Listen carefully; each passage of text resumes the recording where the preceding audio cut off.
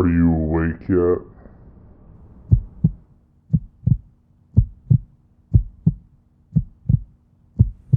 What's up, YouTube fam? It is so good to be back with you today. I have a really awesome video that I'm really excited to share with you. It's a little bit dark though. There's your warning. It's a little bit scary. I'm not gonna lie. But first of all, before we get into the video, I would just want to remind everybody to like and subscribe, comment down below.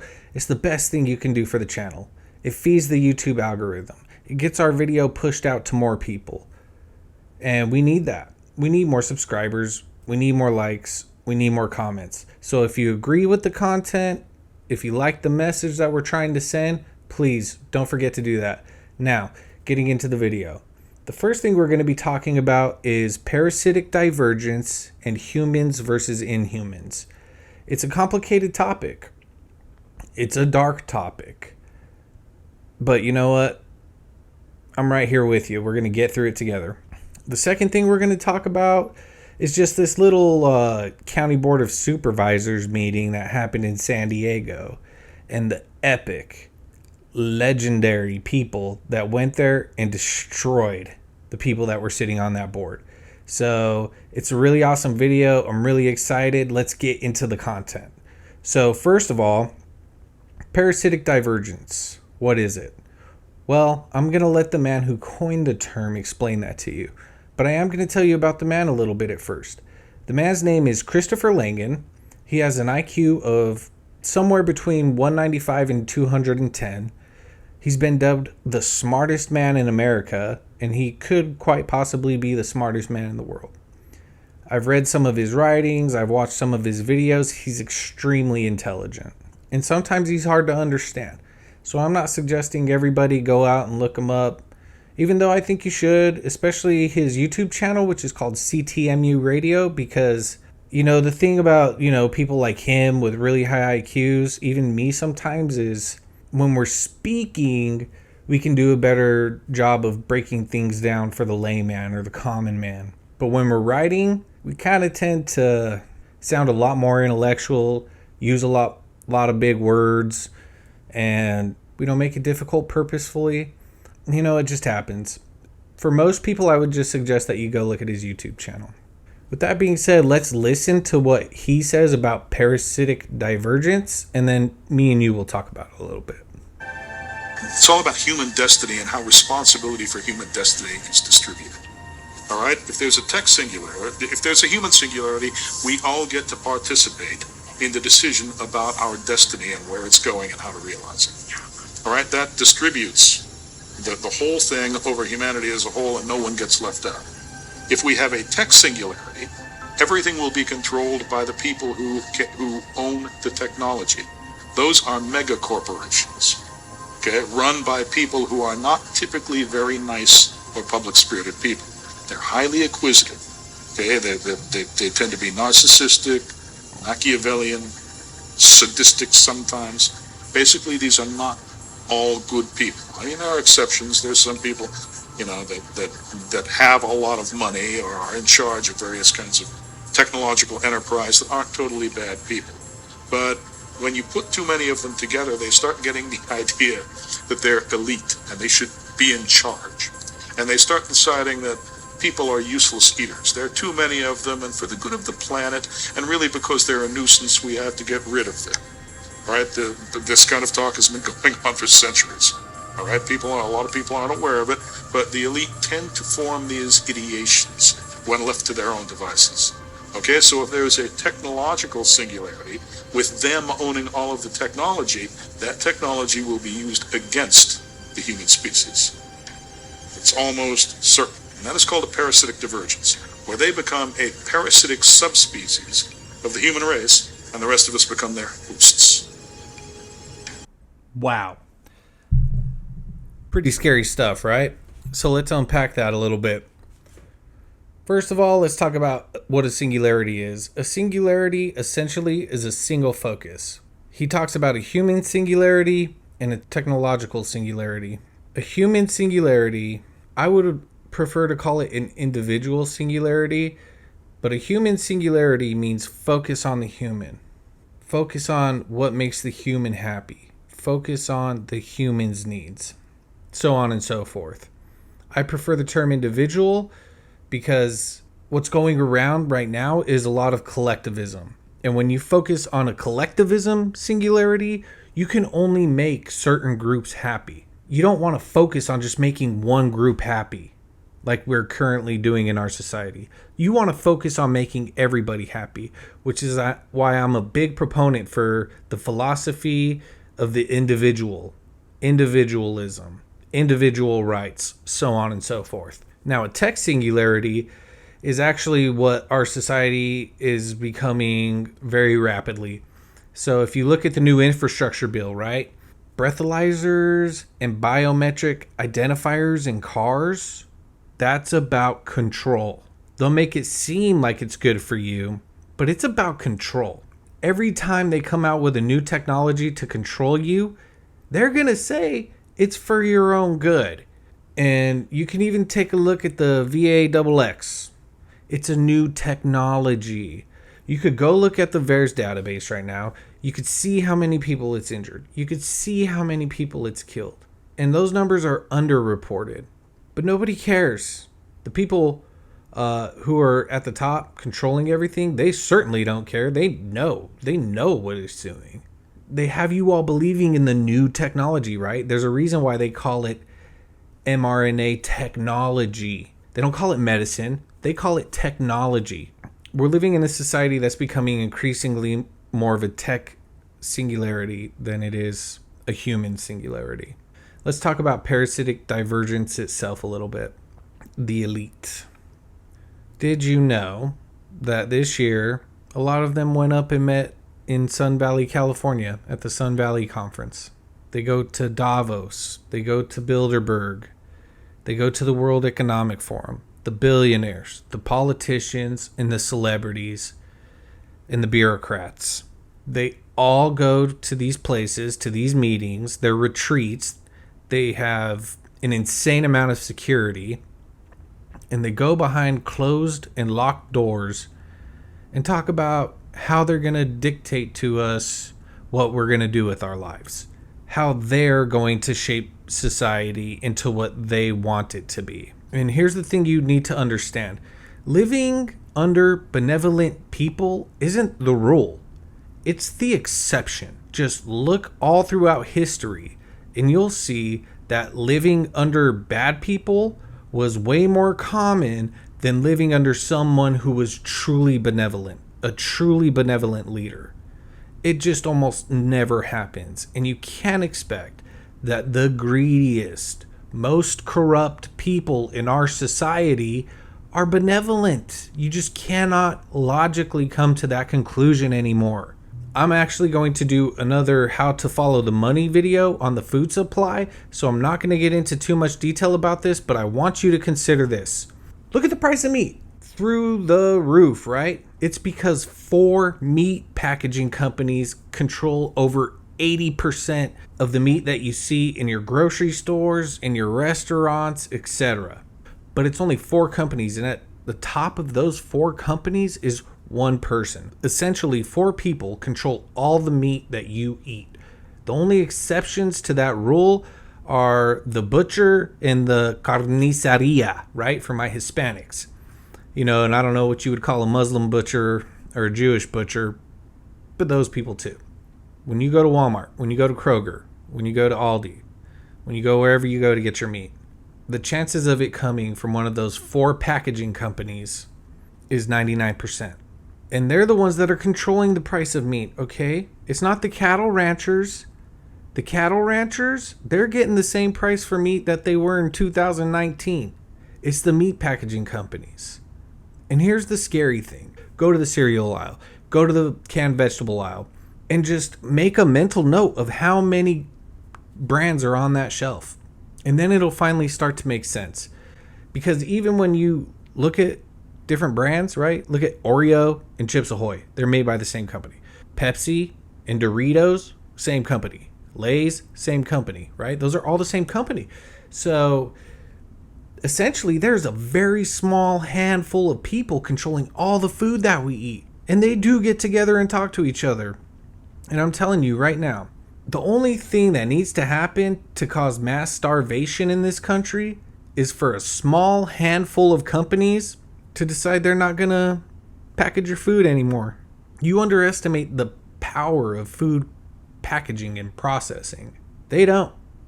They know exactly how much power is in it, and they have that power over you. You need to wake up. You need to wake up. These people are psychopaths. They're greedy. They're corrupt. They don't care about your business. They don't care about your family. They only care about money and power. With that being said, I want to show you a video of a few people who decided to push back a little bit, which is what we need to do. A bully doesn't stop just because you cry about it. They only stop when you fucking hit them, right? When you tell them, back the fuck off, motherfucker. I'm gonna beat your fucking ass. And then you do it. So let's take a look at this video out of San Diego. I'm going to play this video of this lady first, who segues into this maniac, man. This guy freaking drops the sweet chin music on that county board, and then he hits him with the Hulk Hogan leg drop. It is crazy. It's so awesome. But check these people out. Their voices need to be heard. Hi, my name is Miriam. I'm from San Diego, Santine Chula Vista. Grew up here. I'm a former healthcare worker and a first-generation Afghan. I'm here because I'm just completely disappointed in every decision that you guys have been making. My family came here from Afghanistan. They ran away from the Taliban, from the rule that they were going to do over us. And they came here in the early 80s, and they made something of themselves, and I wanted to make something of myself too. And you know what? I used to be a Democrat, and that party drove me crazy, and it made my life terrible. And by the grace of God, I came to Jesus Christ last year. It's a miracle a person like me did from where I'm from. So I'm here to tell you the evil I see, because darkness runs from light. The darkness doesn't. They don't want to see the light because their deeds were evil, just like Jesus said. You guys are just empty. And you know what? It's like the Pink Floyd song. All in all, you're all just bricks in the wall. And we could just flick you like this, and we're going to do it. And I'm Afghan. You know what? We've been through so much that you guys are nothing. My Afghan people have faced terrorists. And you know what you guys are? You're acting like terrorists. And the Taliban, Nathan Fletcher, for what your stance, you'd get along with the Taliban very, very well. They would applaud you. I'm here to tell you and look at you in the face. I can't even believe I'm here. This is amazing. I am fueled. You guys, I want to live my life.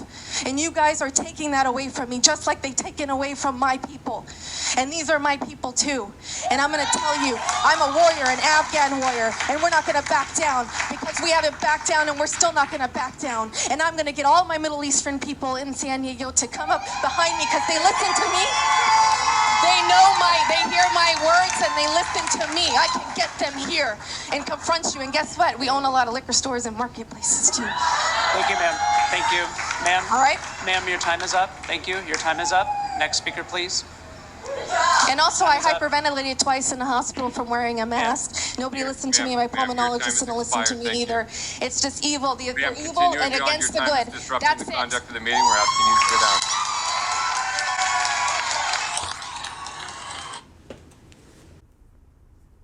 Okay, so first of all, look, she said a lot in that video, and it's hard not to empathize with her. I can feel her frustration.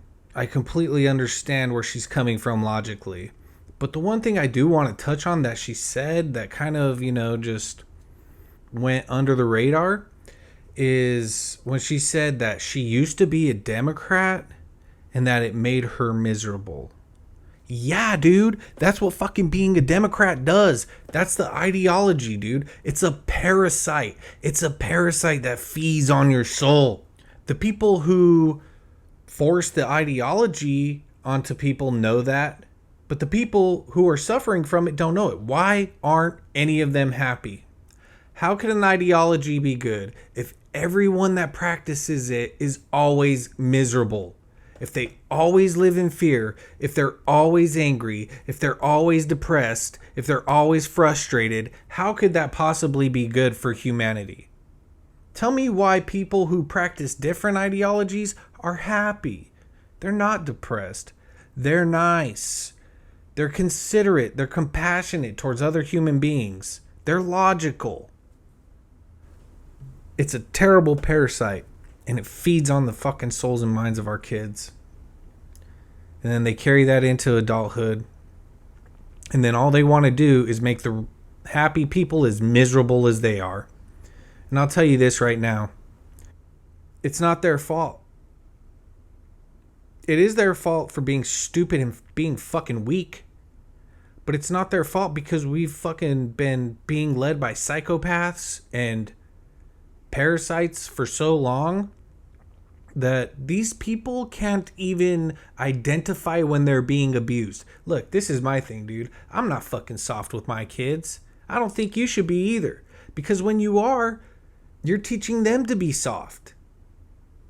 And then they go through their entire life not even fucking knowing when they're being abused. Okay? They get into adulthood and they don't even know when they're being abused. They don't even know when they're being manipulated. Teach them. That way they don't fucking fall victim.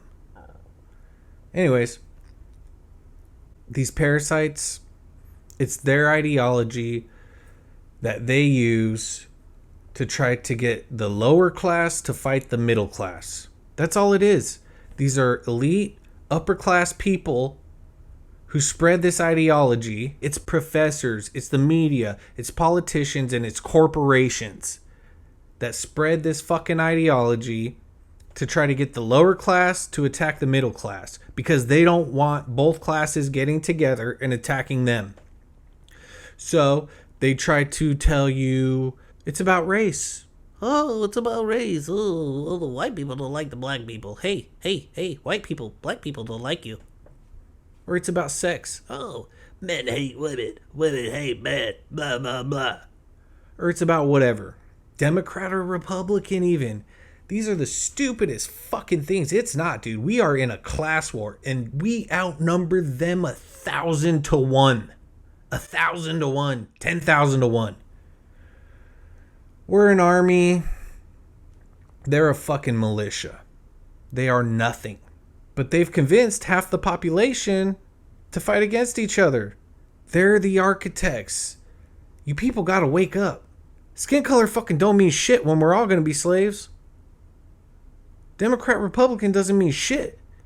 None of that means anything.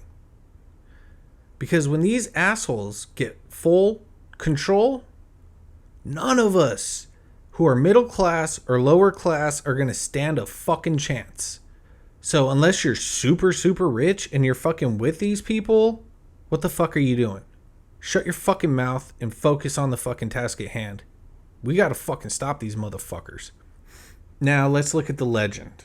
This freaking Alex Jones looking hippie who gives the county board a piece of his mind as well.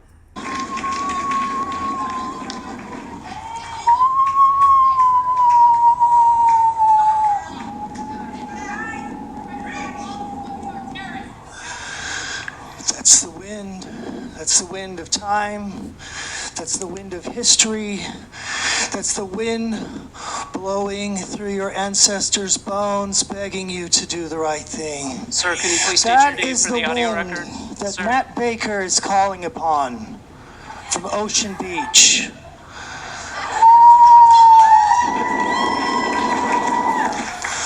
The wind that is blowing through the black people, through the white people, through the Chinese people, through the Mexican Americans, to the people that built this building with their bare hands to raise up this nation.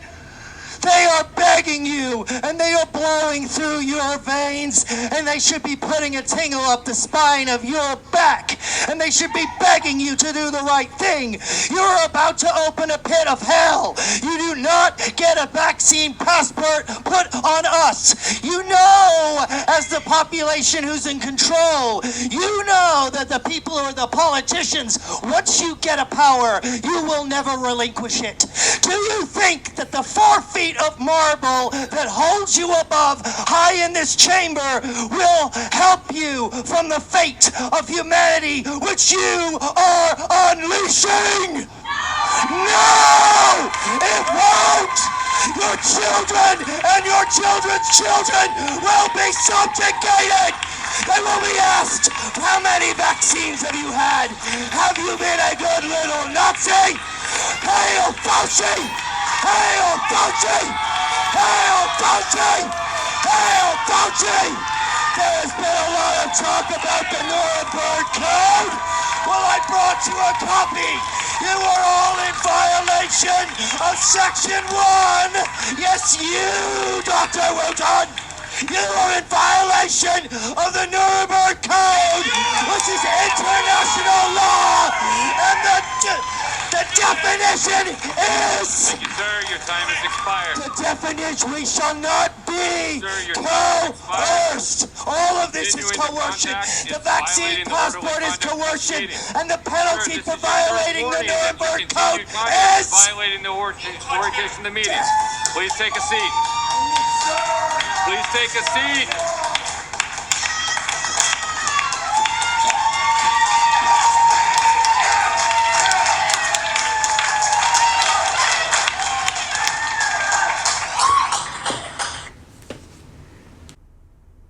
I think I found my spirit animal. So that was epic. Did you guys see at the end all the fucking pigs walking up on them like they were going to do something? What are you going to do, pigs? Look, I don't hate all cops, and I'm not calling good cops pigs. The fact of the matter is you have two choices. Are you a police officer to help the people? Or are you a police officer to protect the power of the state? If you're on this side, you're fine by me. If you're on this side, you're bacon. Okay? Your sausage, your ham, your pork chops. Anyways, was that epic or not? These people are absolutely right. And this was a very long meeting. I'm going to put the link below. It was like 6 hours, but around like 5 hours or so is when people really start getting riled up and start addressing the board and stuff. And you can see we're not alone. In fact, I think we're the majority. I don't believe the numbers. I don't believe the media. I don't believe none of that shit. I believe what I see with my own two eyes and what I hear with my own 2 ears. And I really believe we're the majority. And don't let the media gaslight you into thinking that we're not. They're liars. So, what'd you guys think of today's video? Was it good? Was it bad? It was a little dark, right? Like I said it was going to be. But at least we got to talk about a few really important subjects, and we got to shine a light on the cockroaches, right? Check out my Gab. I need followers on Gab, right? I'm new to Gab, and I don't have very many followers, so go follow me on Gab. Create an account on Gab. Look, we can talk on Gab, okay? We can communicate with each other, which is a lot more than what I could say for Facebook and Twitter, because we can't even talk on there. So let's go to Gab and let's talk.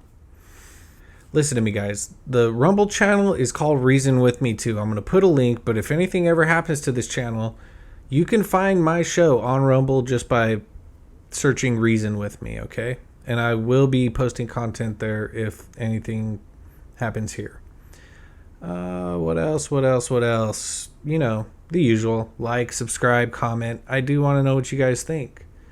I think it's important that we talk about this and we have an open dialogue, so drop some comments. Let me know. But with that being said, listen, I want everyone to stay safe. I want everyone to stay aware. And most importantly, don't be afraid. Don't be afraid. There's nothing to be afraid of. You have reality on your side. You have the truth on your side. You have everything that is noble, worthy, and strong on your side, because evil is incoherent and weak and pathetic. Look, light doesn't run from the darkness. Darkness runs from light. Light chases darkness out of the room. Darkness is just the absence of light. If we keep shining a light, the darkness will have no choice but to run. Thanks for watching.